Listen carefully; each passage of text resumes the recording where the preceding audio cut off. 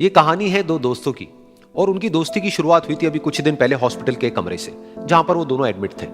तो दोनों में से जो एक था उसको अभी कुछ दिन पहले एक पैरालिसिस का अटैक आया था, जिसकी वजह से गर्दन के नीचे की उसकी पूरी बॉडी पैरालाइज हो गई थी और वो अपनी एक उंगली तक नहीं हिला सकता था। और पूरे दिन जो भी नर्स उसके पास में आती वो उसको एक ही बात कहता कि मुझे कोई ऐसा इंजेक्शन दे दो जिससे कि मैं मर जाऊं, अब मैं और जीना नहीं चाहता, ऐसी जिंदगी का मैं क्या करूंगा। तो उसका जो दोस्त था उस कमरे में, क्योंकि वो चल फिर सकता था, तो रोज सुबह और रोज शाम को उस कमरे में एक खिड़की थी, उसके पास में जाकर के खड़ा हो जाता और अपने दोस्त को बताता कि उस खिड़की के बाहर क्या चल रहा है।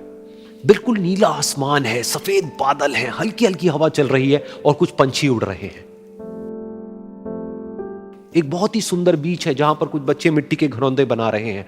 कुछ लोग हैं जो वहां पर बैठे हुए बस समुद्र की लहरों को देख रहे हैं। कुछ लोग जॉगिंग कर रहे हैं, कोई एक्सरसाइज कर रहा है, कोई पतंग उड़ा रहा है।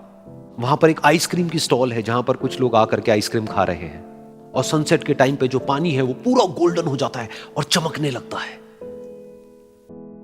तो शुरू में तो जब उसने वो सब बताना शुरू किया तो उसके दोस्त के ऊपर ज्यादा असर नहीं हुआ, लेकिन धीरे धीरे उसके अंदर जीने की चाह जागने लगी। अब वो सुबह का इंतजार करने लगा कि जल्दी से सुबह हो और मेरा दोस्त मुझे बताए कि आज यहां पर क्या हो रहा है। कुछ दिन तक ऐसे ही चलता रहा। फिर एक दिन जब वो सुबह उठा तो उसने देखा कि सामने वाला बेड खाली है। फिर उसने नर्स को बुलाया और उससे पूछा कि क्या वो डिस्चार्ज हो गया है। तो नर्स ने कहा कि आपको तो उन्होंने बताया होगा, उनके पास कुछ ही दिन बाकी थे और कल रात को ही उनकी डेथ हो गई है। ये सुन करके उसके अंदर की उम्मीद पूरी तरह से टूट गई, क्योंकि सिर्फ उसका दोस्त ही था जिसने उसको बाहर की दुनिया से जोड़ा हुआ था, जिसकी वजह से वो जान पाता था कि बाहर क्या हो रहा है और ये दुनिया कितनी खूबसूरत है। तो कुछ दिन तक तो वो रोता रहा और उसने जीने की चाह छोड़ दी। लेकिन दूसरी ही तरफ से उसके अंदर कहीं ना कहीं एक नई चाह पैदा हुई कि काश मरने से पहले एक बार मैं खुद अपनी आंखों से देखूं इस खिड़की के बाहर कि दुनिया कैसी है। जैसे जैसे उसकी ये चाह बढ़ने लगी, उसको अपने अंदर एक अजीब सी एनर्जी महसूस होने लगी।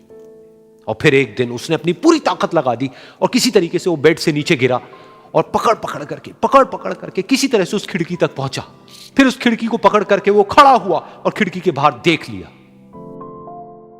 लेकिन खिड़की के बाहर देखते ही वो गुस्से से भर गया। उसने जोर से नर्स को आवाज लगाई और जैसे ही नर्स आई उसने नर्स से पूछा, ये तुमने क्या किया, ये खिड़की के बाहर काली दीवार क्यों खड़ी कर दी।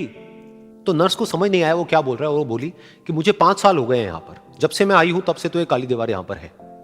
तब जाकर के उसको समझ आया कि उसका वो दोस्त उससे झूठ बोल रहा था।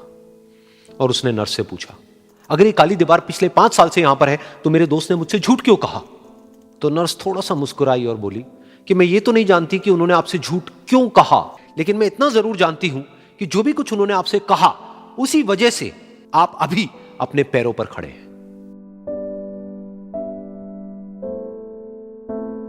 तो इस कहानी से हमको यह सीखने को मिलता है कि जो हमारे शब्द हैं, जो हमारे वर्ड्स हैं, जो हम अपने मुंह से बाहर निकालते हैं, उसमें इतनी पावर है जिसकी कोई हद नहीं है। वो किसी आदमी को गिरा भी सकते हैं और उसको उठा भी सकते हैं। तो अब आपके ऊपर है कि आप अपनी इस पावर को यूज करते हो या मिस यूज करते हो।